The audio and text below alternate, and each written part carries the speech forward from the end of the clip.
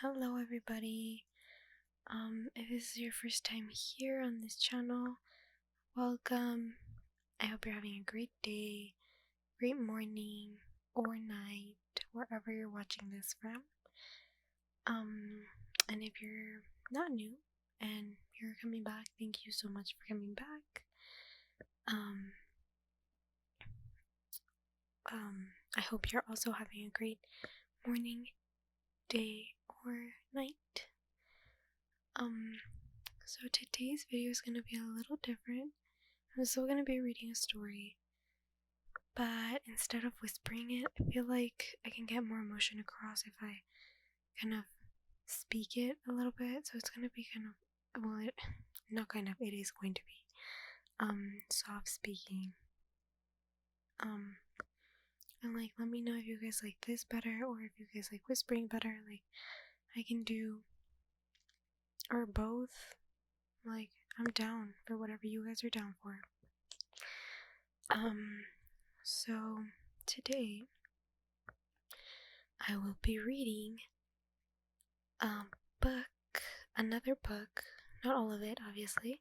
Like I said before, I can't read the whole book, but I will be reading the first book of the Lunar Chronicles. I don't know if anybody that's watching has ever read the Lunar Chronicles, but I think it's really interesting.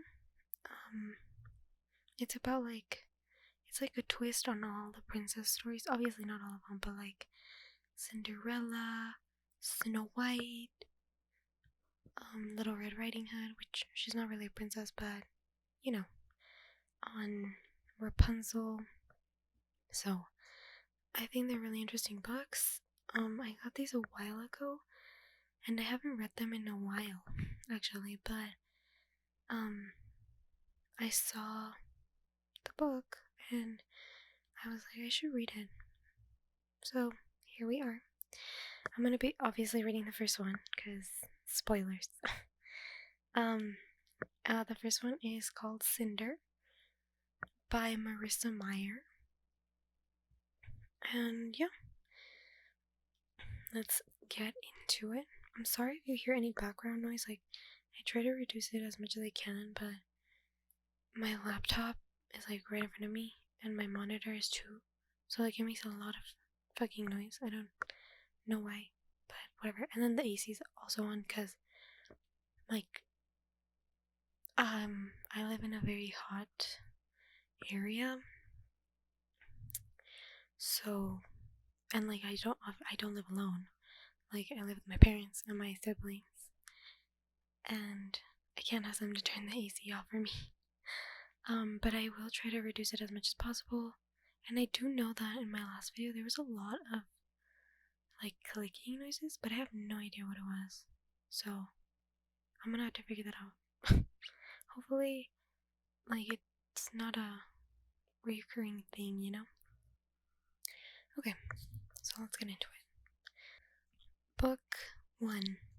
While her sisters were given beautiful dresses and fine slippers, Cinderella had only a filthy smock and wooden shoes. Chapter 1. The screw through Cinder's ankle had rusted, the engraved cross marks worn to a mangled circle. Her knuckles ached from forcing the screwdriver into the joint as she struggled to loosen the screw, one gritting twist after another. By the time it was extracted far enough for her to wrench free with her prosthetic steel hand, the airline threads had been stripped clean. Tossing the screwdriver onto the table, Cinder gripped her heel and yanked the foot from its socket.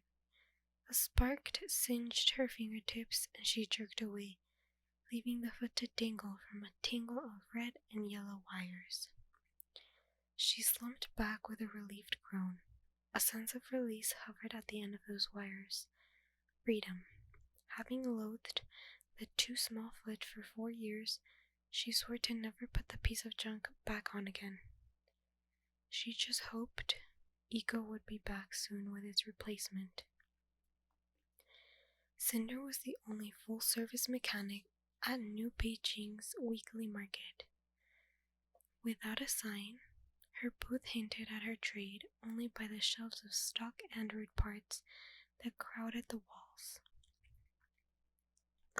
It was squeezed into a shady cove between a used net screen dealer and a silk merchant, both of whom frequently complained about the tangy smell of metal and grease that came from Cinder's booth, even though it was usually disguised by the aroma of honey buns from the bakery across the square. Cinder knew they really just didn't like being next to her. A stained tablecloth divided Cinder from browsers as they shuffled past. The square was filled with shoppers and hawkers, children, and noise. The bellows of men as they bargained with robotic shopkeepers, trying to talk the computers down from their desired profit margins. The hum of ID scanners and monotone voice receipts as money changed accounts. The net screens had covered every building and filled the air with the chatter of advertisements, news reports, gossip. Cinder's auditory interface dulled the noise into a static thrumming. But today one melody lingered above the rest that she couldn't drown out. A ring of children were standing just outside her booth, trilling, "Ashes, ashes, we all fall down," and then laughing hysterically as they collapsed to the pavement. A smile tugged at Cinder's lips, not so much at the nursery rhyme, a phantom song about pestilence and death that had regained popularity in the past decade. The song itself made her squeamish, but she did love the glares from passerby as the giggling children fell over in their paths. The inconvenience of having to swarm around the writhing bodies stirred grumbles from the shoppers, and Cinder adored the children for it. "Cinto! Cinto!" Cinder's amusement wilted. She spotted Chang Sacha, the baker, pushing through the crowd in her flower-coated apron. "Cinto, come here. I told you not to play so close to." Sacha met Cinder's gaze, nodded her lips, then grabbed her son by the arm and spun away. The boy whined, dragging his feet as Sacha ordered him to stay closer to their booth. Cinder wrinkled her nose at the baker's retreating back. The remaining children fled into the crowd, taking their bright laughter with them.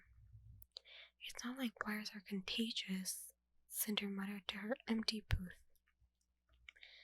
With a spine-popping stretch, she pulled her dirty fingers through her hair, combing it up into a messy tail, then grabbed her blackened work gloves. She covered her steel hand first, and though her right palm began to sweat immediately inside the thick material, she felt more comfortable with the gloves on, hiding the plating of her left hand. She stretched her fingers wide, working out the cramp that had formed at the fleshy base of her thumb from clenching the screwdriver, and squinted again into the city square. She spotted plenty of stocky white androids in the din, but none of them eagle. Sighing, Cinder bent over the toolbox beneath the work table. After digging through the jumbled mess of screwdrivers and wrenches, she emerged with the fuse puller that had been long buried at the bottom. One by one, she disconnected the wires that still linked her foot and ankle, each spurting a tiny spark. She couldn't feel them through the gloves, but her retina display helpfully informed her with blinking red text that she was losing connection to the limb. With a yank of the last wire, her foot clattered to the concrete. The difference was instant. For once in her life, she felt weightless. She made room for the discarded foot on the table, setting it up like a shrine amid the wrenches and lug nuts, before hunkering over her ankle again and cleaning the grime from the socket with an old rag. Thud. Cinder jerked, her head smacking the underside of the table. She shoved back from the desk, her scowl landing first on a lifeless android that sat squat on her work table and then on the man behind it. She was met with startled copper-brown eyes and black hair that hung past his ears and lips that every girl in the country had admired 1,000 times. Her scowl vanished. His own surprise was short-lived, melting into an apology. "I'm sorry," he said. "I didn't realize anyone was back there." Cinder barely heard him above the blankness in her mind. With her heartbeat gathering speed, her retina display scanned his features, so familiar from years spent watching him on the net screens. He seemed taller in real life, and a gray hooded sweatshirt was like none of the fine clothes he usually made appearances in. But still, it took only 2.6 seconds for Cinder's scanner to measure the points of his face and link his image to the net database. Another second, and the display informed her of what she already knew. Details scribbled across the bottom of her vision in a stream of green text. Prince Kaito, Crown Prince of the Eastern Commonwealth. ID number 00827190057. Born 7th April 108 TE. FF 88,987 media hits. Reverse Cron. Posted 14 August 126 TE. A press meeting is to be hosted by Crown Prince Kai on 15 August to discuss the ongoing letumosis research and possible leads for an antidote. Cinder launched up from her chair, nearly toppling over when she forgot about her missing limb. Steadying herself with both hands on the table, she managed an awkward bow. The retina display sank out of sight. "Your Highness," she stammered, head lowered, glad that he couldn't see her empty ankle behind the tablecloth. The prince flinched and cast a glance over his shoulder before hunching toward her. Maybe, he pulled his fingers across his lips. "On the Highness stuff?" Wide-eyed, Cinder forced a shaky nod. "Right, of course. How can I? Are you?" She swallowed, the words sticking like bean paste to her tongue. "I'm looking for a Lin Cinder," said the prince. "Is he around?" Cinder dared to lift one stabilizing hand from the table, using it to tug the hem of her glove higher on her wrist. Staring at the prince's chest, she stammered, I'm Lin Cinder." Her eyes followed his hand as he planted it on top of the android's bulbous head. "You're Lin Cinder?" "Yes, your height." She bit down on her lip. "The mechanic." She nodded. "How can I help you?" Instead of answering, the prince bent down, craning his neck so that she had no choice but to meet his eyes, and dashed a grin at her. Her heart winced. The prince straightened, forcing her gaze to follow him. "You're not quite what I was expecting." "Well, you're hardly what Unable to hold his gaze, Cinder reached for the android and pulled it to her side of the table. "What seems to be wrong with the android, Your Highness?" The android looked like it had just stopped off the conveyor belt, but Cinder could tell from the mock feminine shape that it was an outdated model. The design was sleek, though, with a spherical head atop a pear-shaped body and a glossy white finish. "I can't get her to turn on," said Prince Kai, watching as Cinder examined the robot. "She was working fine one day, and the next, nothing." Cinder turned the android around so its sensor light faced the prince. She was glad to have routine tasks for her hands and routine questions for her mouth. Something to focus on so she wouldn't get flustered and lose control of her brain's net connection again. "Have you had problems with her before?" "No, she gets a monthly checkup from the Royal Mechanics, and this is the first real problem she's ever had." Leaning forward, Prince Kai picked up Cinder's small metal foot from the work table, turning it curiously over in his palms. Cinder tensed, watching as he peered into the wire-filled cavity, fiddled with the flexible joints of the toes. He used the too long sleeve of his sweatshirt to polish off a smudge. Aren't you hot? Cinder said, instantly regretting the question when his attention returned to her. For the briefest moment, the prince almost looked embarrassed. Dying, he said, but I'm trying to be inconspicuous. Cinder considered telling him it wasn't working, but thought better of it. The lack of a throng of screaming girls surrounding her booth was probably evidence that it was working better than she suspected. Instead of looking like a royal heartthrob, he just looked crazy. Clearing her throat, Cinder refocused on the android. She found the nearly invisible latch and opened its back panel. Why aren't the royal mechanics fixing her? They tried, but couldn't figure it out. Someone suggested I bring her to you. He set the foot down and turned his attention to the shelves of old and battered parts. Parts for androids, hovers, net screens, port screens. Parts for cyborgs. They say you're the best mechanic in New Beijing. I was expecting an old man. Do they? She murmured. He wasn't the first to voice surprise. Most of her customers couldn't fathom how a teenage girl could be the best mechanic in the city, and she never broadcast the reason for her talent. The fewer people who knew she was cyborg, the better. She was sure she'd go mad if all the market shopkeepers looked at her with the same disdain as Chang Sacha did. She nudged some of the androids' wires aside with her pinky. Sometimes they just get worn out. Maybe it's time to upgrade to a new model. I'm afraid I can't do that. She contains top secret information. It's a matter of national security that I retrieve it, before anyone else does. Fingers stalling, Cinder glanced up at him. He held her gaze a full 3 seconds before his lips twitched. I'm just joking. 9C was my first android. It's sentimental. An orange light flickered in the corner of Cinder's vision. Her optobionics had picked up on something, though she didn't know what.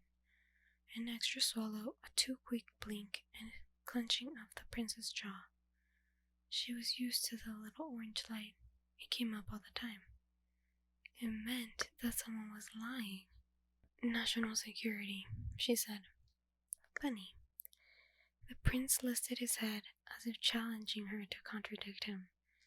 A strand of black hair fell into his eyes. Cinder looked away.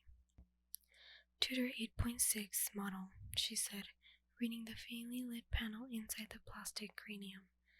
The android was nearly 20 years old, ancient for an android. She looks to be in pristine condition. Raising her fist, she thunked the android hard on the side of its head, barely catching it before it toppled over onto the table. The prince jumped. Cinder set the android back on its treads and jabbed the power button, but nothing happened. You'd be surprised how often that works. The prince let out a single, awkward chuckle. Are you sure you're Lynn Cinder, the mechanic? Cinder, I've got it! Eco wheeled out of the crowd and up to the work table, her blue sensor flashing. Lifting one pronged hand, she slammed a brand new steel-plated foot onto the desk, in the shadow of the prince's android. It's a huge improvement over the old one, only lightly used, and the wiring looks compatible as is. Plus, I was able to get the dealer down to just 600 units. Panic jolted through Cinder. Still balancing on her human leg, she snatched the foot off the table and dropped it behind her. Good work, Eagle. Nguyen Shifu will be delighted to have a replacement foot for his escort droid. Eagle's sensor dimmed. Nguyen Shifu? I don't compute. Smiling through locked teeth, Cinder gestured at the prince. Eagle, please say your respects to our customer. She lowered her voice. His Imperial Highness. Eco craned her head, aiming the round sensor up at the prince who towered more than 3 feet above her. The light flared as her scanner recognized him. Prince Kai, she said, her metallic voice squeaking. You are even more handsome in person. Cinder's stomach twisted in embarrassment, even as the prince laughed. That's enough, Iko. Get in the booth. Iko obeyed, pushing aside the tablecloth and ducking under the table. You don't see a personality like that every day, said Prince Kai, leaning against the booth's door frame, as if he brought androids to the market all the time. Did you program her yourself? Believe it or not, she came that way. I suspect a programming error, which is probably why my stepmother got her so cheap. I do not have a programming error, said Iko from behind her. Cinder met the prince's gaze, was caught momentarily dazzled by another easy laugh, and ducked her head back behind his android. So, what do you think? He asked. I'll need to run her diagnostics. It'll take me a few days, maybe a week. Tucking a strand of hair behind one ear, Cinder sat down, grateful to give her leg a rest while she examined the android's innards. She knew she must be breaking some rule of etiquette, but the prince didn't seem to mind as he tipped forward, watching her hands. Do you need payment up front? He held his left wrist toward her, embedded with his ID chip, but Cinder waved a gloved hand at him. No, thank you. It'll be my honor. Prince Kai looked about to protest, but then let his hand fall. I don't suppose there's any hope of having her done before the festival? Cinder shut the android's panel. I don't think that'll be a problem, but without knowing what's wrong with her, I know. He rocked back on his heels. Just wishful thinking. How will I contact you when she's ready? Send a comm to the palace. Or will you be here again next weekend? I could stop by then. Oh, yes, said Iko from the back of the booth. We're here every market day. You should come by. Again. That would be lovely. Cinder flinched. You don't need to. It'll be my pleasure. He dipped his head in polite farewell, simultaneously pulling the edges of the hood further over his face. Cinder returned the nod, knowing she should have stood and bowed, but not daring to test her balance a second time. She waited until his shadow had disappeared from the tabletop before surveying the square. The prince's presence among the harried crowd seemed to have gone unnoticed. Cinder let her muscles relax. Iko rolled to her side, clasping her metal grippers over her chest. Prince Kai! Check my fan. I think I'm overheating. Cinder bent over and picked up her replacement foot, dusting it off on her cargo pants. She checked the plating, glad that she hadn't dented it. Can you imagine Peony's expression when she hears about this? Said Iko. I can't imagine a lot of high-pitched squealing. Cinder allowed one more wary scan of the crowd before the first tickle of giddiness stirred inside her. She couldn't wait to tell Peony. The prince himself. An abrupt laugh escaped her. It was uncanny. It was unbelievable. It was, oh dear. Cinder's smile fell. What? Iko pointed at her forehead with a pronged finger. You have a grease splotch. Cinder jerked back and scrubbed at her brow. You're kidding. I'm sure he hardly noticed. Cinder dropped her hand. What does it matter? Come on, help me put this on before any other royalty stops by. She propped her ankle on the opposite knee and began connecting the color-coordinated wires, wondering if the prince had been fooled. Fits like a glove, doesn't it? Iko said, holding a handful of screws while Cinder twisted them into the pre-drilled holes. It's very nice, Iko. Thank you. I just hope Audrey doesn't notice. She'd murder me if she knew I'd spent 600 units on a foot. She tightened the last screw and stretched out her leg, rolling her ankle forward, back, wiggling the toes. It was a little stiff, and the nerve sensors would need a few days to harmonize with the updated wiring, but at least she wouldn't have to limp around off-kilter anymore. It's perfect, she said, pulling on her boot. She spotted her old foot held in Iko's pincers. You can throw that piece of junk away.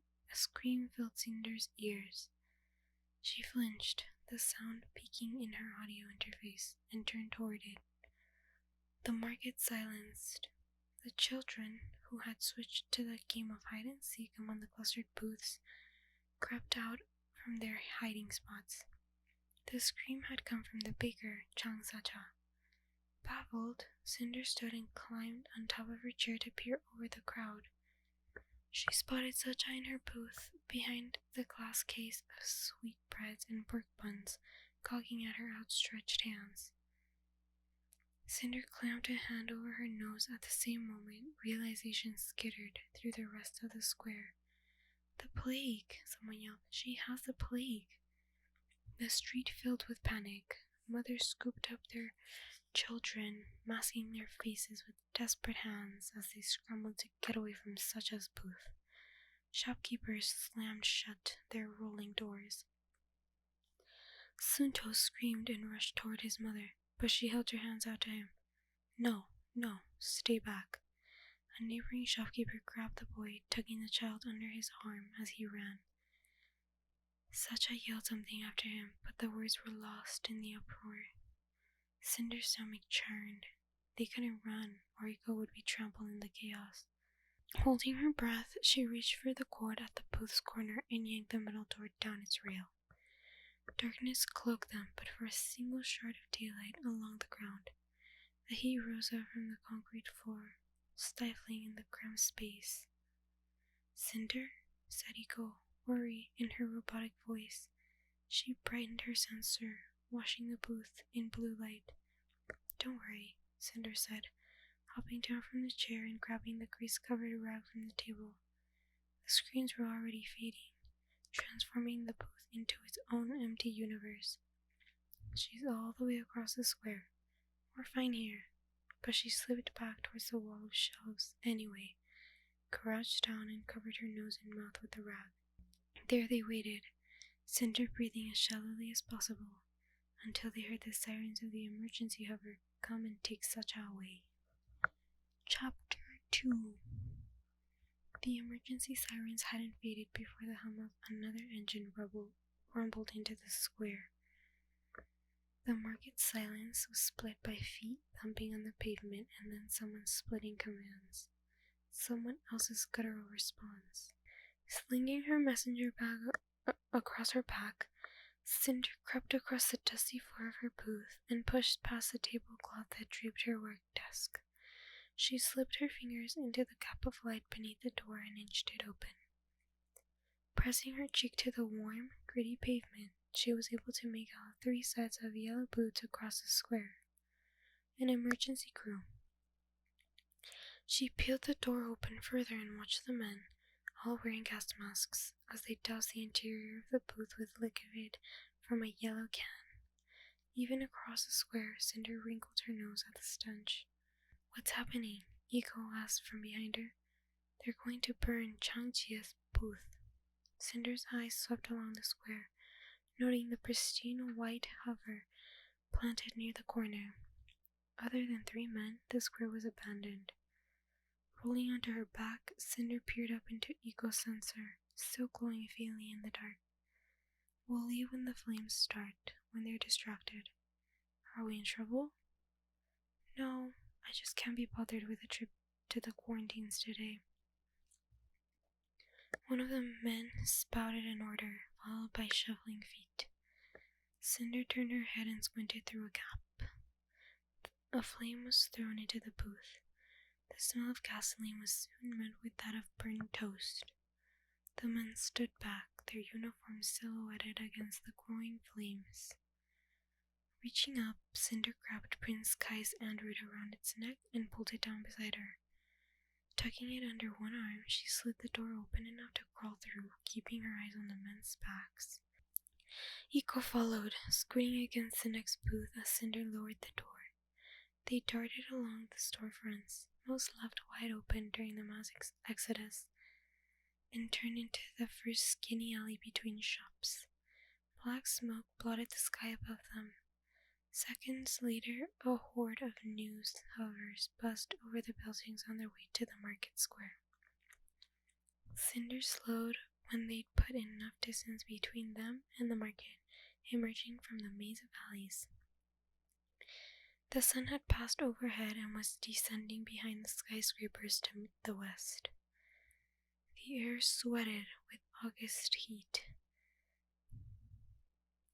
but an occasional warm breeze was funneled between the buildings, picking up whirlwinds of garbage from the gutters.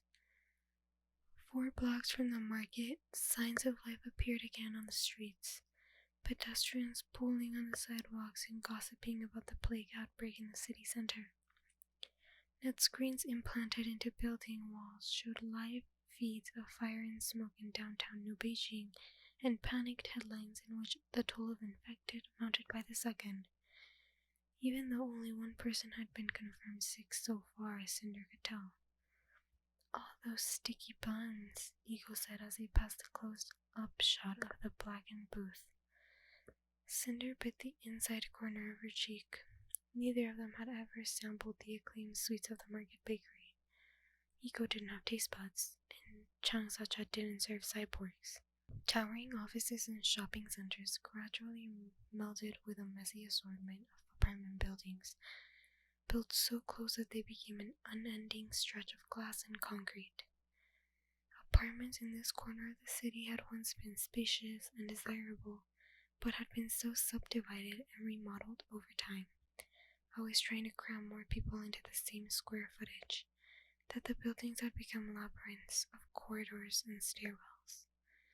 But all the crowded ugliness was briefly forgotten as Cinder turned the corner onto her own street. For half a step, New Beijing Palace could be glimpsed between complexes, sprawling and serene, on the cliff that overlooked the city. The palace's pointed gold roofs sparkled orange beneath the sun, the windows glinting the light back at the city. The ornate gables, the tiered pavilions that teetered dangerously close to the cliff's edge, the rounded temples stretching to the heavens.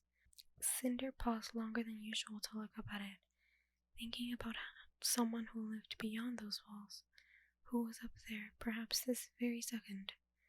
Not that she hadn't known the prince lived there every time she'd seen the palace before, but today she felt a connection she'd never had before, and with it came an almost smug delight. She had met the prince. He had come to her booth. He knew her name.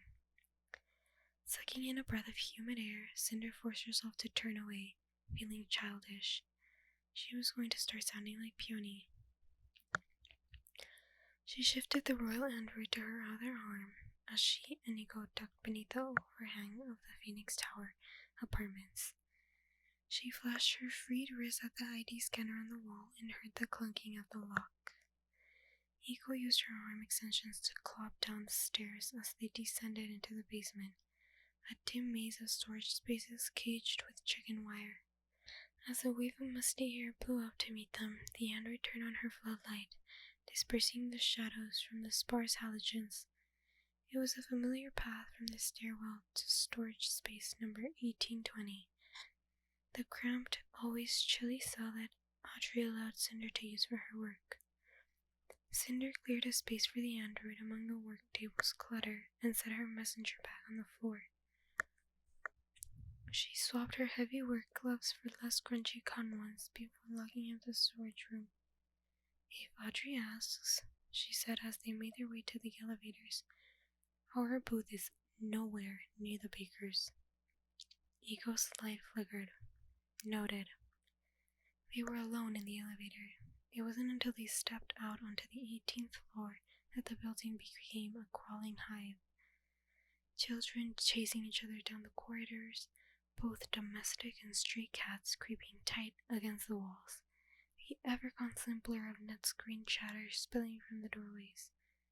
Cinder adjusted the white noise output from her brain interface as she dodged the children on her way to the apartment. The door was wide open, making Cinder pause and check the number before entering. She heard Audrey's stiff voice from the living room. "Lower neckline for Puny. She looks like an old woman." Cinder peered around the corner. Audrey was standing with one hand on the mantel of the holographic fireplace, wearing a chrysanthemum-embroidered bathrobe that blended in with the collection of garish paper fans that covered the wall behind her. Reproductions made to look antique. With her face shimmering with too much powder and her lips painted horrifically bright, Audrey almost looked like a reproduction herself. Her face was made up as if she'd been planning to go somewhere, although she rarely left the apartment. If she noticed Cinder loitering in the doorway, she ignored her. The net screen above the heatless flames was showing footage from the market. The baker's booth had been reduced to rubble, and the skeleton of a portable oven.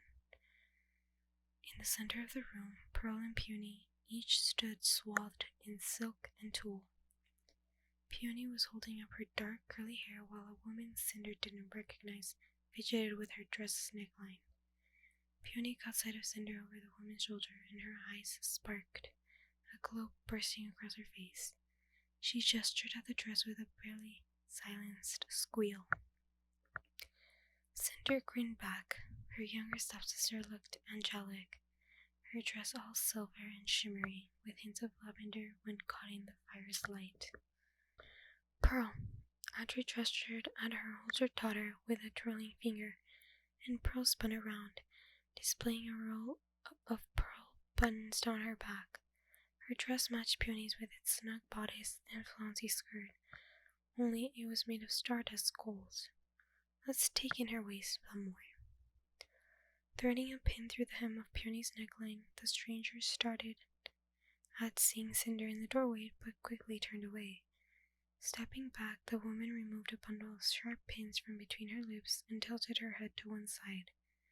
It's already very snug, she said. We want her to dance, don't we? We want her to find a husband, said Audrey. No. The seamstress tittered even as she reached out and pinched the material around Pearl's waist. Cinder could tell Pearl was sucking in her stomach as much as she could. She detected the edges of ribs beneath the fabric. She is much too young for marriage. I'm 17, Pearl said, glaring at the woman. 17. See? A child. Now is for fun, right, girl? She's too expensive for fun, said Audrey. I expect results from this gown. Do not worry, Lin Jie. She will be lovely as morning dew. Stuffing the pins back into her mouth, the woman returned her focus to Puny's neckline.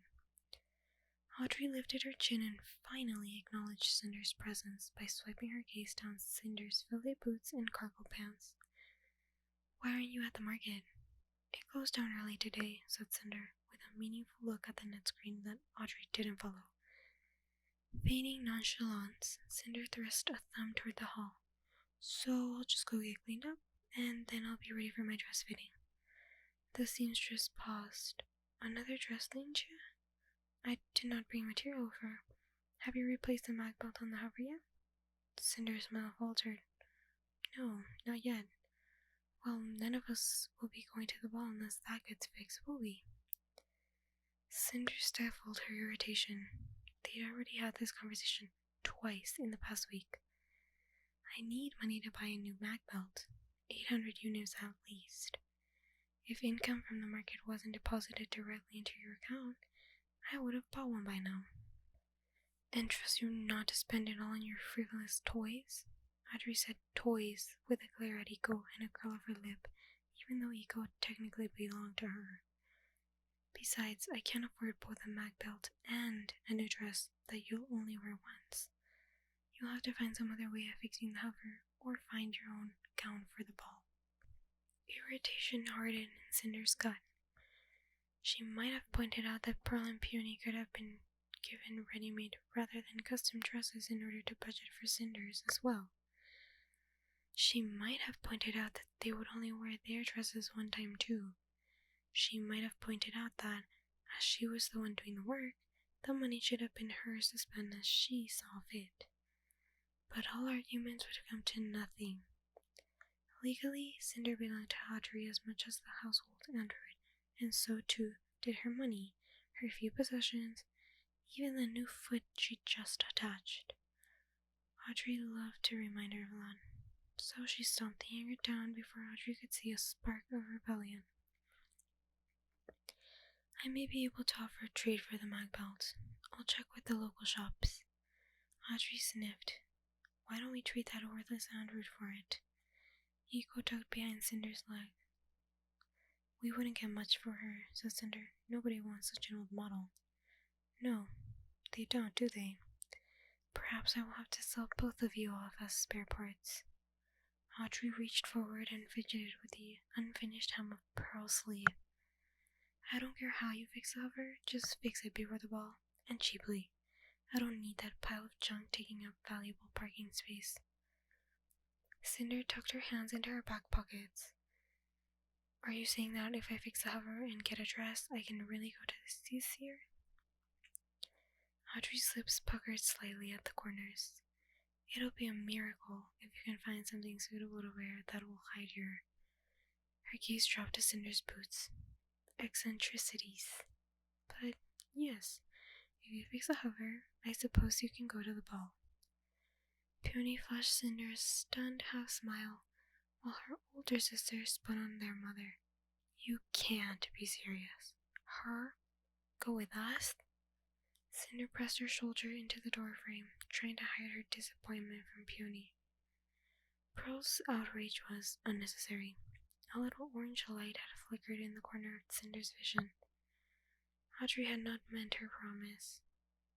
Well, she said, attempting to look hardened, I guess I'd better go find a mag belt then. Audrey flourished her arm at Cinder, her attention once again captivated by Pearl's dress, a silent dismissal. Cinder cast one more look at her stepsister's sumptuous gowns before backing out of the room. She had barely turned toward the hallway when Peony squealed, Prince Kai! Freezing, Cinder glanced back at the net screen. The plague alerts had been replaced with a live broadcast from the palace press room. Prince Kai was speaking to a crowd of journalists, human and android. Valimon, said Pearl, patting the seamstress away. Research continues to be our top priority, Prince Kai was saying, gripping the sides of the podium. Our research team is determined to find a vaccine for this disease that has now taken one of my parents and threatens to take the other, as well as tens of thousands of our citizens. The circumstances are made even more desperate in the face of the outbreak that occurred today within the city limits.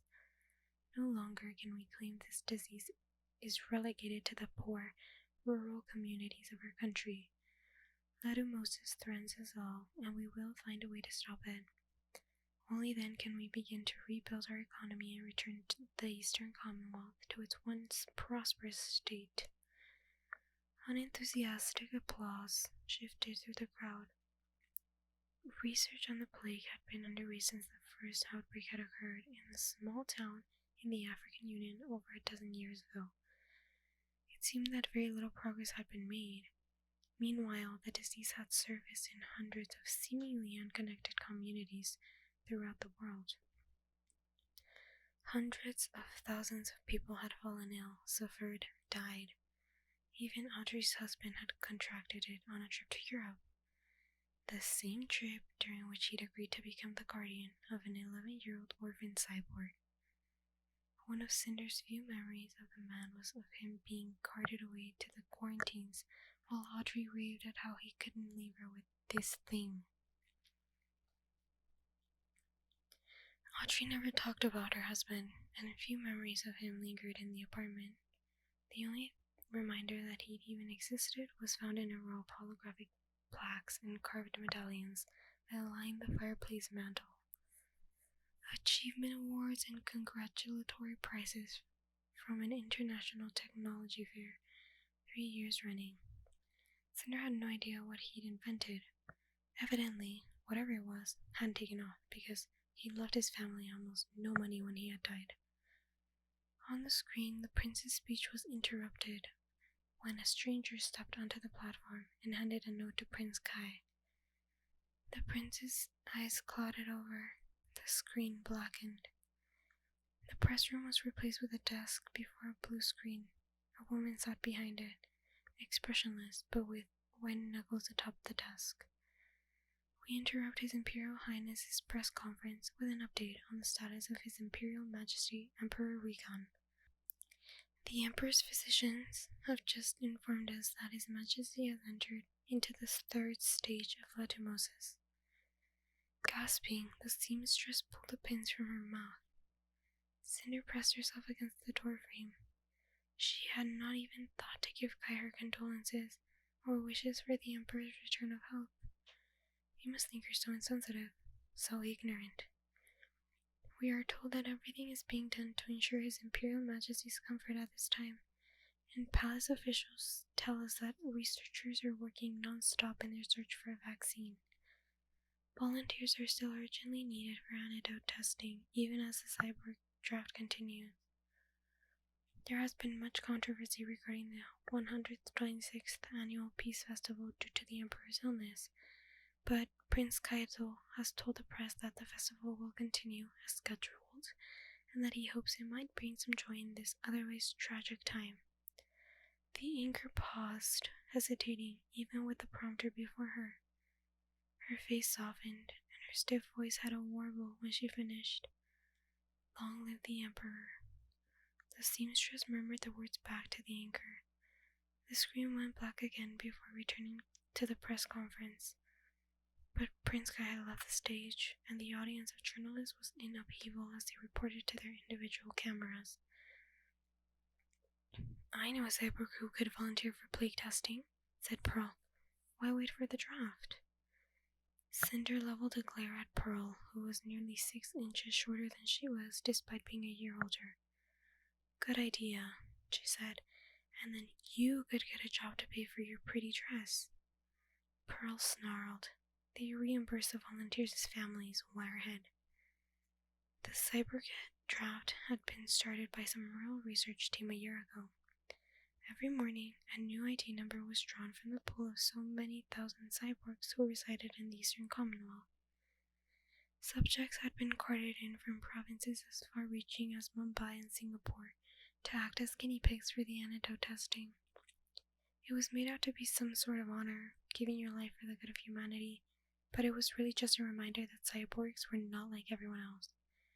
Many of them had been given a second chance at life by the generous hand of scientists, and therefore owed their very existence to those who had created them. They were lucky to have lived this long, many thought. It was only right that they should be the first to give up their lives in search for the cure. We can't volunteer, Cinder, said Peony, punching her skirt in her hands. I need her to fix my port screen. Pearl sniffed and turned away from both of them. Peony scrunched her nose at her sister's back. Stop bickering, said Audrey. Peony, you're wrinkling your skirt. Cinder stepped back into the hallway as the seamstress returned to her work. Ego was already 2 steps ahead of her, eager to escape Audrey's presence. She appreciated Peony coming to her defense, of course, but she knew in the end it wouldn't matter. Audrey would never volunteer her for testing, because that would be the end of her only income, and Cinder was sure her stepmother had never worked a day in her life. But if the draft chose her, no one could do anything about it, and it seemed that lately a disproportionate number of those chosen were from New Beijing and the surrounding suburbs.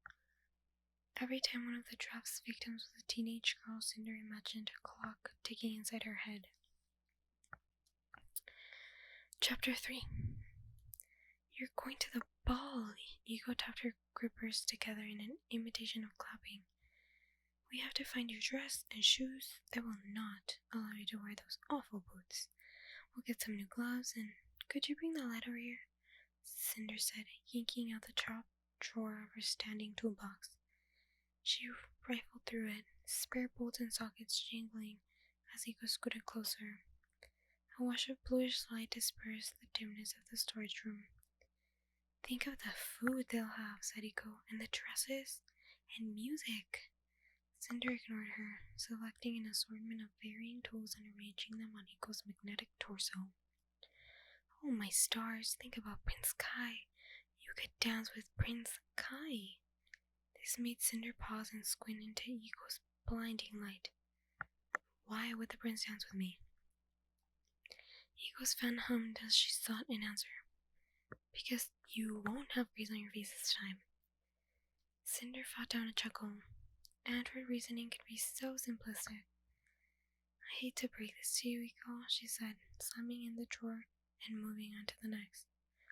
But I'm not going to the ball. Eco's fan stopped momentarily, started up again. I don't compute. For starters, I just spent my life savings on a new foot. But even if I did have money, why would I spend it on a dress, or shoes, or gloves? What a waste. What else could you have to spend it on? A complete set of wrenches? A toolbox with drawers that don't stick? She slammed in the second drawer with her shoulder to emphasize her point. A down payment on my own apartment where I won't have to be Audrey's servant anymore? Audrey wouldn't sign the release documents. Cinder opened the third drawer. I know. It would cost a lot more than a silly dress anyway. She grabbed a ratchet and a handful of wrenches and set them on top of the toolbox. Maybe I'd get skin grafting. Your skin is fine. Cinder glanced at Eco from the corner of her eye. Oh, you mean your cyborg parts? Shutting the third drawer, Cinder grabbed her messenger bag from the work desk and shuffled the tools into it. What else do you think will... Oh, the floor jack. Where do I put that? You're being unreasonable, said Eiko. Maybe you can trade for a dress or get one at consignment. I've been dying to go into that vintage dress store in Sakura. You know the one I mean? Cinder shuffled around the random tools that had collected beneath the work table. It doesn't matter. I'm not going. But it does matter. It's the ball and the prince. Eiko, I'm fixing an android for him. It's not like we're friends now. Mentioning the prince's android sparked a memory, and a moment later, Cinder pulled the floor jack out from behind its tread. And it doesn't matter because Audrey will never let me go. She said if you fix the hover, right, and after I fix the hover, what about Peony's port screen that's always acting up? What about, she scanned the room and spotted a rusty android tucked in the corner. What about that old card 7.3? What would Audrey want with that old thing? She doesn't have a garden anymore. She doesn't even have a balcony. I'm just saying that she has no real intention of letting me go. As long as she can come up with things for me to fix, my chores will never be done. Cinder shoved a couple jack strands into her bag, telling herself that she didn't care. Not really. She wouldn't fit in at a formal ball anyway. Even if she did find dresses, gloves, and slippers that could hide her metal monstrosities, her mousy hair would never hold a curl, and she didn't know the first thing about makeup. She would just end up sitting off the dance floor and making fun of the girls who swooned to get Prince Kai's attention, pretending she wasn't jealous, pretending it didn't bother her. Although, she was curious about the food. And the prince did know her now, sort of. He had been kind to her at the market. Perhaps he would ask her to dance, out of politeness, out of chivalry when he saw her standing alone. The precarious fantasy crashed down around her as quickly as it had begun. It was impossible, not worth thinking about. She was cyborg, and she would never go to the ball. I think that's everything, she said, masking her disappointment by adjusting the messenger bag over her shoulders. You ready? I don't compute, said Iko. If fixing the hover won't convince Audrey to let you go to the ball, then why are we going to the junkyard?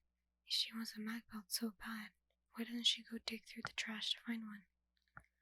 Because ball or no, I do believe she would sell you off her pocket change if given a reason.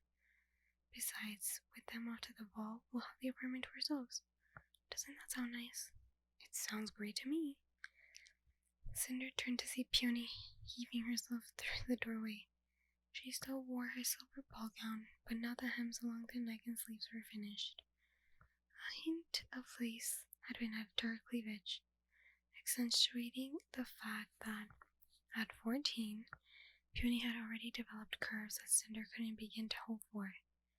If Cinder's body had ever been predisposed to femininity, it had been ruined by whatever the surgeons had done to her, leaving her with a stick-straight figure, too angular, too boyish, too awkward with her heavy artificial leg. I'm going to strangle Mom, said Peony. She's making me loony. Probably to find a husband. My daughters are such a drain. No one appreciates what I do for them. Yap, yap, yap. She wobbled her fingers in the air in the mockery of her mother. What are you doing down here? Hiding. Oh, and to ask if you could look at my port screen. She pulled a handheld screen from behind her back, offering it to Cinder. Cinder took it, but her eyes were on the bottom of Puny's skirt, watching as a shimmering hem gathered dust bunnies around it. You're going to ruin that dress. Then Audrey will really be a tyrant. Puny stuck out her tongue, but then gathered up the skirt in both fists, hiking the hem up to her knees. So, what do you think? She said, bouncing on the balls of her feet. You look amazing, Puny preened, wrinkling the fabric more in her fingers. But then the cheeriness faltered. She should have had one made for you too. It's not fair. I don't really want to go, Cinder shrugged. Puny's tone had such sympathy that she didn't bother to argue. She was usually able to ignore the jealousy she had toward her stepsisters. How Audrey doted on them, how soft their hands were, especially when Puny was the only human friend she had. But she couldn't swallow the twitch of envy at seeing Puny in that dress. She brushed the topic away. What's wrong with the port? It's doing that gibberish thing again. Puny pushed some tools off a stack of empty paint pins, choosing the cleanest spot before sitting down, her full skirts floating around her. She swung her feet so that her heels beat steadily against the plastic. Have you been downloading those stupid syllab apps again? No. Cinder raised an eyebrow. One language app. That's it. And I needed it for class. Oh, before I forget, Iko, I brought you something. Iko rolled to Puny's side as she pulled a velvet ribbon from her bodice, leftover trim from the seamstress. The light in the room brightened when Iko saw it. Thank you, said the android as Puny tied the ribbon around her skinny wrist joint. It's lovely. Cinder set the port screen on the work desk next to Prince Kai's android. I'll look at it tomorrow. We'll have to find a mag belt for Her Majesty. Oh, where are you going? The junkyard. It's going to be a bundle of fun, said Iko, scanning the makeshift bracelet with her sensor again and again. Really? Said Puny. Can I come? Cinder laughed. She's kidding. Iko's been practicing her sarcasm. I don't care. Anything's better than going back into that stuffy apartment. Puny found herself and absently leaned back against a stack of metal shelving. Reaching out, Cinder pulled her back. Careful, your dress. Puny surveyed her skirt, then the grime-covered shelves, then waved Cinder's concern away. Really? Can I? Sounds exciting. It sounds dirty and stinky, said Iko.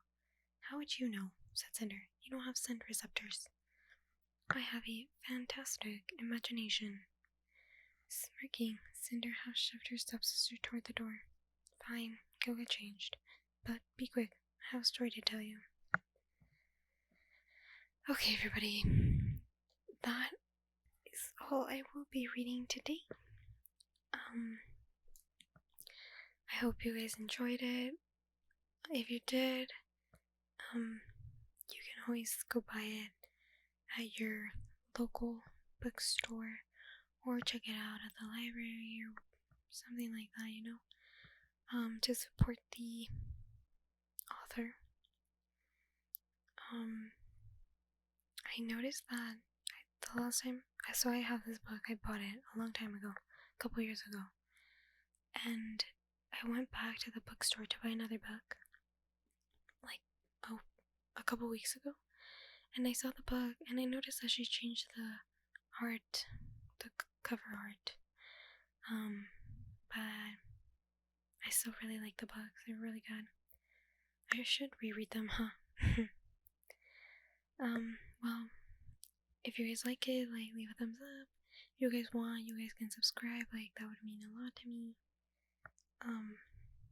But yeah, that's all I have for today. And I'll see you guys next time, I guess. Bye.